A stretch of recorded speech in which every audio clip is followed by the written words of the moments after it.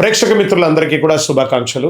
ఫిబ్రవరి నెల రాశి ఫలితాలని మనం తెలుసుకోబోతున్నాం. అన్ని వర్గాల దృష్టి పెట్టుకొని గోచార గ్రహస్థితులన్నింటినీ దృష్టిలో పెట్టుకొని చెప్తున్నాను.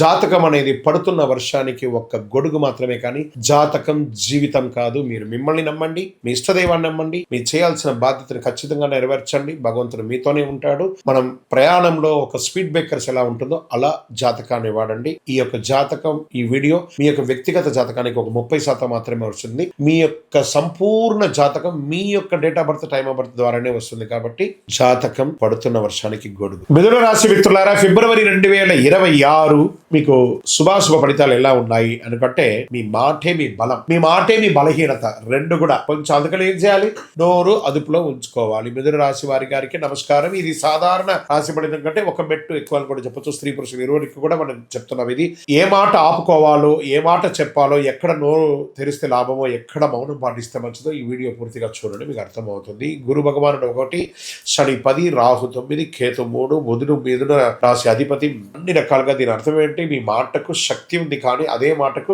సమస్య కూడా వచ్చే అవకాశాలు ఎక్కువ ఉన్నాయి. కాబట్టి జాగ్రత్త, మాట పొదుపులో ఉంచుకోండి. ఇది ఒకటి మంచిది. తక్కువ మాట విజయాన్ని సాధిస్తుంది. ఉద్యోగస్తుల పనిభారం పెరుగుతుంది. సీనియర్ విశ్లేషణ ఉంటుంది మీ మీద. ఈ నెల వాదనలు వద్దు, చాలా గుర్తుపెట్టుకోండి. కొంతమందికి మీ ఉద్యోగాలు కూడా పోయే అవకాశాలు ఉంటాయి. మీ యొక్క తొందరపాటు నిర్ణయంతో జాగ్రత్తగా ఉండాలి. పనితో సమాధానం ఇవ్వాలి, కానీ మాటలతో సమాధానం ఇవ్వకూడదు. ఈ నెల మాట తక్కువ, పనితో ఎక్కువ చెప్పచ్చు. నూతన ఉద్యోగం ఇంటర్వ్యూలు వస్తాయి. ఓవర్ కాన్ఫిడెన్స్ వల్ల ఛాన్స్ పోయే అవకాశాలు కూడా ఉన్నాయి. అదనపు వివరణ వద్దు, జస్ట్ వాళ్ళు ఏం అడుగుతున్నారో అది చెప్పండి చాలు. ఇక ఇండస్ట్రీ సెక్టర్ లో, సర్వీస్ సెక్టర్ లో కమ్యూనికేషన్ చాలా ముఖ్యం అని కూడా చెప్పొచ్చు. ఇండస్ట్రీస్ లో డాక్యుమెంటేషన్ ముఖ్యం. మీ మిషనరీస్ అంతా కూడా రిపేర్ చేసుకోవడం లేదా సర్వీస్ చేసుకోవడం అంటే చేయండి. వ్యాపారంలో మాట ఒప్పందాలు ప్రమాదం. ఒకరికొకరు కలిసేటప్పుడు జాగ్రత్తగా, పార్ట్నర్షిప్ చేసేటప్పుడు జాగ్రత్తగా ఉండండి.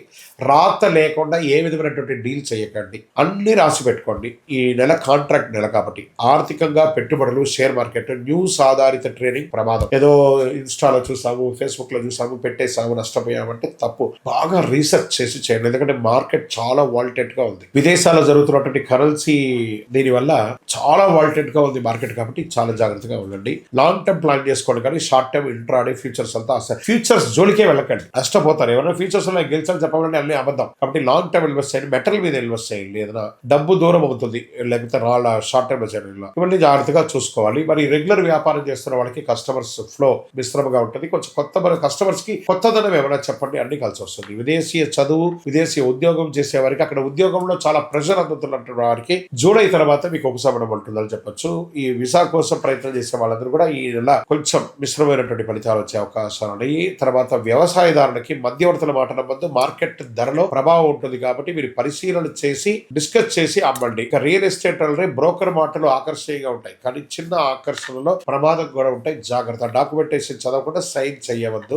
స్పెక్యులేట్ మొత్తం ఈ యొక్క మార్కెట్ చేసే వాళ్ళందరూ కూడా కొంచెం తక్కువగా చెప్పి అమ్మడానికి ప్రయత్నం చేయండి. మీరు బాగుంటారు, వాళ్ళు కూడా బాగుంటారు. ఇక కోర్టు కేసు లీగల్ వచ్చేటప్పటికి లాయర్ మాట వినండి, మీరు మాట్లాడకండి. జడ్జి ముందర అతిగా మాట్లాడితే మీ కేసు సీరియస్ అయ్యే అవకాశాలు ఉన్నాయి. వాదనలు పెరుగుతాయి. మాటలలో కేసులు బలపడే అవకాశాలు ఉన్నాయి. ఇక ప్రేమలో అపార్థాలు పెరిగే అవకాశాలు ఉన్నాయి. పిల్లలతో మాట్లాడే విధానం ముఖ్యం. బంధువులతో మాట్లాడేటప్పుడు మాటల ముందు అదుపులో ఉంచుకోవాలి. ఇక స్పోర్ట్స్ అండ్ హెల్త్ వచ్చేటప్పటికి టెన్షన్ ఉంటుంది, నిద్రనీతల ఉంటుంది, చేతులు భుజాల సమస్యలు వస్తూ ఉంటాయి. స్క్రీన్ టైం తగ్గించండి. నిశ్శబ్దం అవసరం బాగా. ఇప్పుడు ఎంతసేపు సోషల్ మీడియాలో స్క్రీన్ టైం అంటే ఏంటి, ఫేస్బుక్, ఇన్స్టాగ్రామ్, ఫోన్ పక్కన పడేయండి. స్పోర్ట్స్ లో అథ్లెటిక్స్ గా ఉండాలంటే కొంచెం పక్కన పడేయండి. ఇక అదృష్ట సూచనలు ఎలా ఉన్నాయంటే, ఇలా పచ్చ, లేత పసుపు చాలా కలిసి వస్తుంది. అదృష్టమైన రంగు. అదృష్ట సంఖ్య 5 అని కూడా చెప్పొచ్చు. అదృష్టం రోజు బుధవారం. అదృష్ట సమయం ఉదయం 10 గంటల నుంచి 12 గంటల నిమిషంలో. మీ యొక్క ముఖ్యమైన నిర్ణయాలు, ఫైనాన్షియల్ డిస్కషన్స్ ఇవన్నీ కూడా చేసుకోవచ్చు. బుధవారం ఓం బుధాయ నమః అని 21 సార్లు చెప్పండి.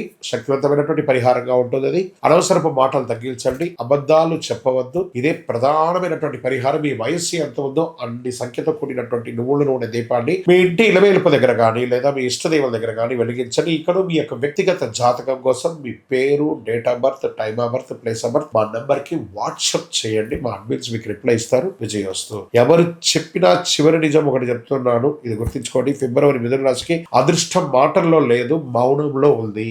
మీ యొక్క ఇష్టదైవ దేవాలయంలో మీ వయస్సు ఎంత ఉందో అన్ని దీపాలను నెలకొకసారి వెలిగించండి.